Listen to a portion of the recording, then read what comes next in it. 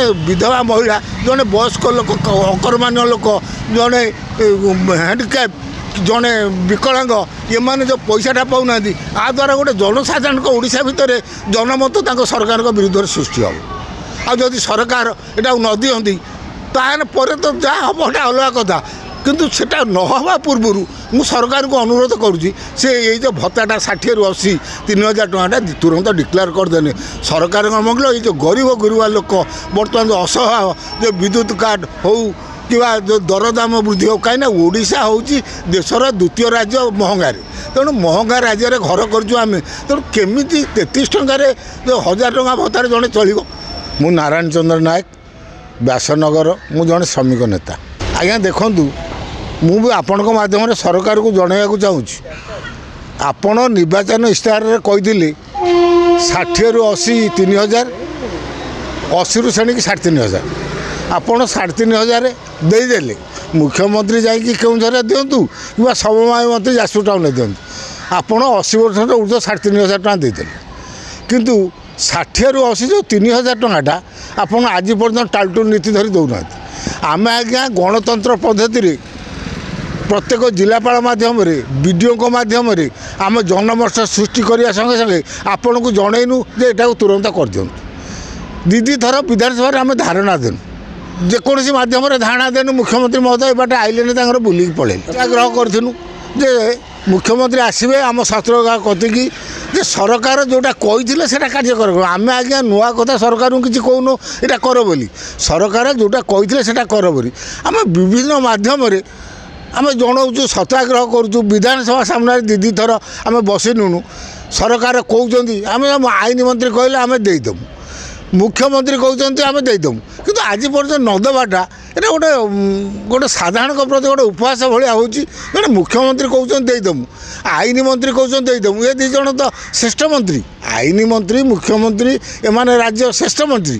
ସେମାନେ ଯେତେବେଳେ କହୁଛନ୍ତି ଦେଇଦେବାକୁ ଆମେ ଭାବୁଛୁ ଯେତେବେଳେ ଆଇନ ମନ୍ତ୍ରୀ କହିଲେଣି ମୁଖ୍ୟମନ୍ତ୍ରୀ କହୁଛନ୍ତି ଦେଇଦେବେ, କିନ୍ତୁ ଯେଉଁ ଟାଲଟୁଲ ନୀତି ଧରିବା ଦ୍ୱାରା ଆଜି କ'ଣ ହେଉଛି ଅବସ୍ଥା। ଆଜି ଗୋଟେ ନୀଳାଚଳ ଏ ଭତ୍ତା ସଂଗ୍ରାମ ସମିତି ସିଏ ବାହାରିଲାଣି, କାଲି ଓଡ଼ିଶାରେ ଆଉ ବି କେତେକ ବାହାରିବେ। এটা କାହିଁକି ସରକାର ଜାଣି ଶୁଣିକି ଆନ୍ଦୋଳନ ସୃଷ୍ଟି କରୁଛନ୍ତି, ଆମେ ସେଇଟା ବଡ଼ ଦୁଃଖ। ପ୍ରଥମେ ଆମେ ଭତ୍ତା ସଂଗ୍ରାମ ସମିତି ଆନ୍ଦୋଳନ କଲୁ, ବିଭିନ୍ନ ମାଧ୍ୟମରେ କଲୁ, ଆପଣଙ୍କ ବିଧାନସଭା ଧାରଣା ଦେଲୁ। ଆପଣ ନ କରିବା ଦ୍ୱାରା ଏଇ ଗୋଟେ ବାହାରିଲାଣି ନୀଳାଚଳ ଭତ୍ତା ସଂଗ୍ରାମ ସମିତି, କାଲି ଆଉ କେତେ ବାହାରିବେ। ଆ ଦ୍ୱାରା ସରକାରଙ୍କ ଲାଭ କ'ଣ ହେଉଛି, ସେଇଟା ଦେଇଦେଲେ ତ ଅଡ଼ୁଆ ତୁଟି ଯାଆନ୍ତା, କିନ୍ତୁ ଦେଉନାହାନ୍ତି। କିନ୍ତୁ ଅବାନ୍ତର କଥାରେ ଏଇନା ଦେଖନ୍ତୁ, ଭାରି ଦୁଃଖ ଲାଗୁଛି। ଗଣତନ୍ତ୍ର ରାଷ୍ଟ୍ରରେ ଆମେ ଲୋକ ପ୍ରତିନିଧି ବଟେଇଛୁ ଲୋକମାନଙ୍କର କିଛି ଉନ୍ନତି କରିବା ପାଇଁ, ରାଜ୍ୟର ଡେଭଲପମେଣ୍ଟ କରିବା ପାଇଁ। ଗୋଟେ ଅବାନ୍ତର କଥା, ଏ ରାଜ୍ୟଟାକୁ କୁଶଳ ରାଜ୍ୟ ଆମର କହିବେ ଜଣେ ସିନିୟର ନେତା, ସେ 5 ଥର 3 ଥର ନିର୍ବାଚିତ ହୋଇଛନ୍ତି। ବନ୍ଦେ ଉତ୍କଳ ଜନନୀ ଯେଉଁଟା ମାତୃବନ୍ଦନା ଉତ୍କଳୀୟଙ୍କର, ସେଟାକୁ ତୁମେ ଗ୍ରହଣ କରୁନା। ଆ ଯାଏଁ ଦୁଃଖଦାୟକ ଘଟଣା କ'ଣ ଅଛି, ତୁମେ ସେଥିରେ ବାଛୁଛ ଯେଉଁଟା ସରକାରକୁ ଆପଣ ସରକାର ବହିଛନ୍ତି, ଯେଉଁଟା ଲୋକମାନଙ୍କ କାମ ସେଇଟା କରୁନାହାନ୍ତି। ଏ ସାଧାରଣ କଥାରେ ଆପଣ ଝଗଡ଼ା ନାଗି ସିଏ ବସିଲେଣି ତ ମଧୁବାବୁଙ୍କ କତିରେ, କଂଗ୍ରେସ ବାଲା ବସିଲେଣି ଗାନ୍ଧୀଙ୍କ କତିରେ। ଇଏ ନାଟକ ଚାଲୁଛି, ଏଇଟା ଚାଲିବ, ଗଣତନ୍ତ୍ର ରାଷ୍ଟ୍ରର ନିୟମ ସେଇଆ। କିନ୍ତୁ ଆପଣ ସୁରୁଖୁରୁରେ ଯଦି ସମସ୍ତଙ୍କ କାମଟା କରିଛନ୍ତି ଏପର୍ଯ୍ୟନ୍ତ ଜଣେ ମନ୍ତ୍ରୀ କହୁଛି ମାଡ଼ି ଆସ, ଏଇଟା ଗୋଟେ କେତେ ଅସଙ୍ଗତ କଥା, ଏଇଟା ଗୋଟେ କଥା। ତାପରେ ଆପଣ କହିଥିଲେ ନିର୍ବାଚନ ସ୍ତରରେ ଆମେ 300 ବିଦ୍ୟୁତ ମାଗଣା ଦେବୁ। ସେମାନଙ୍କୁ ମୁଁ ସରକାରଙ୍କୁ ଆପଣଙ୍କ ମାଧ୍ୟମରେ ବି ଅନୁରୋଧ କରୁଛି, ଆଇନ ମନ୍ତ୍ରୀ କହିଥିଲେ, ମୁଖ୍ୟମନ୍ତ୍ରୀ କହିଛନ୍ତି ଦେଇଦେବା ପାଇଁ, ସେଟା ତୁରନ୍ତ ଦେଇଦିଅନ୍ତୁ। ଦେଖନ୍ତୁ ଏ ଯେଉଁ ସୁଭଦ୍ରା ଯୋଜନା, ସେଥିରେ କିଛି ଲୋକ ଏ ଅନ୍ତର୍ଭୁକ୍ତ ହୋଇପାରୁନାହାନ୍ତି। ଏ ଯେଉଁ ଭତ୍ତାଧାରୀମାନେ ସେଥିରେ ଅନ୍ତର୍ଭୁକ୍ତ ହୋଇପାରୁନାହାନ୍ତି, କାହାର ବୟସ ଅଧିକା ଦୃଷ୍ଟିରୁ ହେଉ, କୌଣସି କାରୁ ହେଉ, ସେମାନେ ଏ ଯେଉଁ ସୁଭଦ୍ରା ଯୋଜନାରେ ବି ଅଂଶଗ୍ରହଣ କରିପାରୁନାହାନ୍ତି, ସୁଭଦ୍ରା ଯୋଜନାରେ ସେମାନେ ଲାଭ ପାଇପାରୁନାହାନ୍ତି।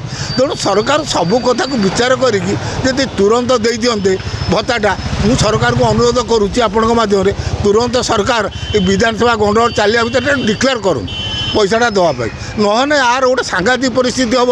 କାଲି ବାହାରିଲାଣି ନୀଳାଚଳ, କାଲି ଆମେ ତ ଆରମ୍ଭରୁ କରି ଆସୁଛୁ, ପୁଣି କାଲି ଆଉ କେଉଁ ସଂସ୍ଥା ଉଠିବ।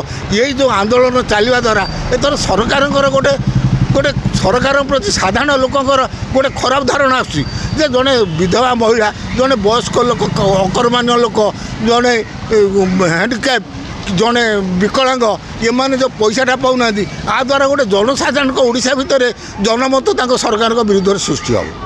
ଆଉ ଯଦି ସରକାର ଏଟାକୁ ନ ଦିଅନ୍ତି ତାହେଲେ ପରେ ତ ଯାହା ହେବ ସେଟା ଅଲଗା କଥା, କିନ୍ତୁ ସେଟା ନ ହେବା ପୂର୍ବରୁ ମୁଁ ସରକାରଙ୍କୁ ଅନୁରୋଧ କରୁଛି ସେ ଏଇ ଯେଉଁ ଭତ୍ତାଟା 60ରୁ 80 3000 ଟଙ୍କାଟା ତୁରନ୍ତ ଡିକ୍ଲେୟାର କରିଦେଲେ ସରକାରଙ୍କ ମଙ୍ଗଳ। ଏଇ ଯେଉଁ ଗରିବ ଗୁରୁବା ଲୋକ ବର୍ତ୍ତମାନ ଯେଉଁ ଅସହାୟ ଯେଉଁ ବିଦ୍ୟୁତ କାଟ ହେଉ କିମ୍ବା ଯେଉଁ ଦରଦାମ ବୃଦ୍ଧି ହେଉ, କାହିଁକିନା ଓଡ଼ିଶା ହେଉଛି ଦେଶର ଦ୍ୱିତୀୟ ରାଜ୍ୟ ମହଙ୍ଗାରେ, ତେଣୁ ମହଙ୍ଗା ରାଜ୍ୟରେ ଘର କରିଛୁ ଆମେ, ତେଣୁ କେମିତି 33 ଟଙ୍କାରେ ଯେଉଁ 1000 ଟଙ୍କା ଭତ୍ତାରେ ଜଣେ ଚଳିବ। ତେଣୁ ମୁଁ ଅନୁରୋଧ କରୁଛି ଏଇଟା ଗୋଟେ ନିହାତି ଜରୁରୀ କଥା, ମୁଖ୍ୟମନ୍ତ୍ରୀ ଆଉ ଆଇନ ମନ୍ତ୍ରୀ କହିଥିବା କଥାକୁ ହୃଦୟଙ୍ଗମ କରନ୍ତୁ, ତୁରନ୍ତ ଏଟାକୁ ଡିକ୍ଲେୟାର କରନ୍ତୁ। ଅନଲାଇନ୍ରେ ଏବେ ସୁନ୍ଦର ସୁନ୍ଦର ଫୁଟୱେୟାର ମିଳୁଅଛି। ନାମୀ ନାମୀ କମ୍ପାନୀର ସୁଜ୍ ମିଳୁଅଛି। ଡେରି ନକରି ଅର୍ଡ଼ର କରନ୍ତୁ ଏବଂ ଶସ୍ତା ଦାମରେ ଭଲ ଜୋତା କିଣିବାକୁ ଟ୍ରାଏ କରନ୍ତୁ, ଯାହା ଫ୍ଲିପକାର୍ଟ ଭଳି ନାମୀ ଦାମୀ କମ୍ପାନୀରେ ଏବେ ଉପଲବ୍ଧ ହେଉଅଛି ଏବଂ ଗୋଟେ କିଣିଲେ ତା ସହିତ ଆଉ ଗୋଟିଏ ଫ୍ରି ମଧ୍ୟ ମିଳୁଛି।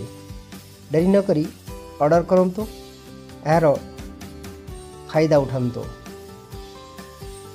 ଏହିଭଳି ଭିଡ଼ିଓ ଦେଖିବାକୁ ହେଲେ ଆମ ଚ୍ୟାନେଲକୁ ଲାଇକ୍ କରନ୍ତୁ, ସେୟାର କରନ୍ତୁ, ସବସ୍କ୍ରାଇବ୍ କରିବାକୁ ଜମା ବି ଭୁଲନ୍ତୁ ନାହିଁ। Thank you.